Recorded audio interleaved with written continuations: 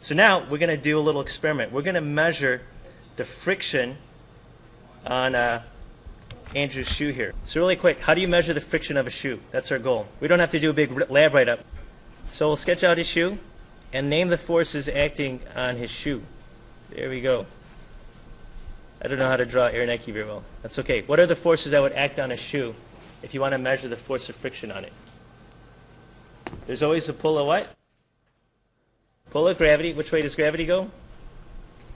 Just goes straight down, always. On a ramp, it still goes straight down. It's just you think of it as a perpendicular and parallel component. Why doesn't the shoe fall? Because what's holding it up?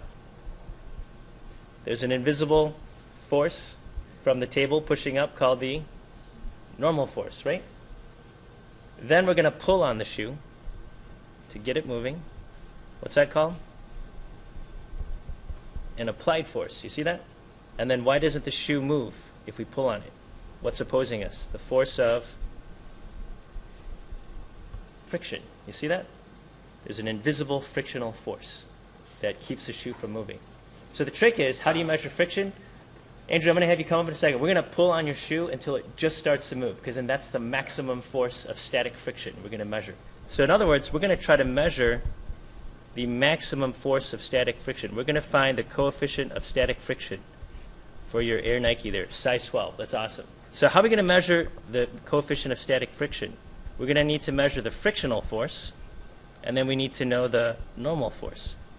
Because if you look at the friction equation, what's a little shortcut to remember friction? Friction is what?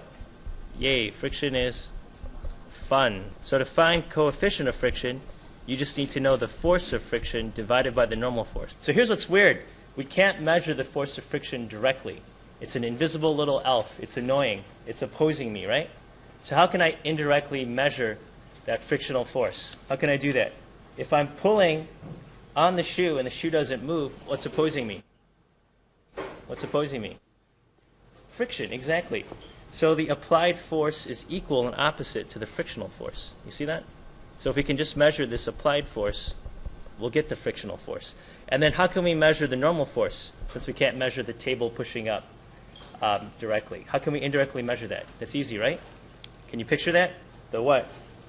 What's opposing the normal force? The what?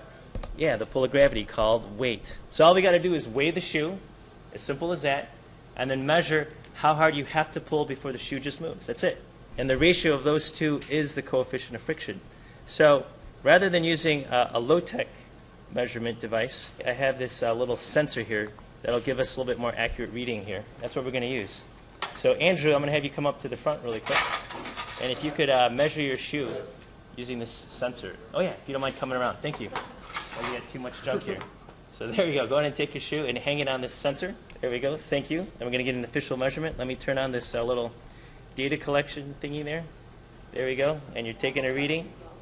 And looks like it's hovering right around 6. If you could hold still there. Yeah, about 6.1 newtons. It kind of fluctuates a little bit, right? 6.2. It's really sensitive as your hand shakes. That's okay. Yeah, let's go with that, right? 6.1 newtons. We'll go with that. That's cool. Now go ahead and put it on the table. Actually, let's just keep collecting data since you're doing it here. And we won't do it on a ramp. That's more complicated. We're just going to have you drag it on the table. Okay. And by the way, we would measure it for like a gym floor or like tile or whatever, but we're going to do shoe on table. So go ahead and hook it onto the collar there and just pull it horizontally till it just starts to move. So hold on, let me get the data collection going. And go ahead and pull till it just moves. Till it just moves. There we go. Till it just moves. Did it move? It moved. It didn't move? Yeah. Thank you. Perfect. Now what we're going to do is you can have a seat and you can keep your shoe. Thank you. Awesome. Nice shoe. Make sure you get it back. If we look at our graph, you pull it till it just started to move.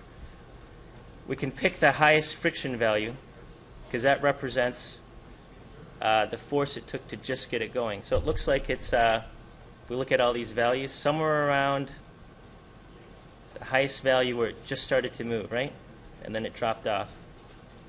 Looks like the highest value was there, right at around 3 newtons. That's what we're going to go with there, 3 newtons. So in other words, he pulled on it till it just moved. It took about 3 newtons of force. And then how much did his shoe weigh? His shoe was like 6.1 newtons. So how do you find the coefficient of friction? we just take the force of friction, which is around 3 newtons that we had to pull, and we divide it by the weight of 6.1 newtons. So all we do is we put in a 3 over 6.1, and we get in a frictional force of about 0.49. Coefficient of static friction of 0.49. Notice there are no units. What does that mean?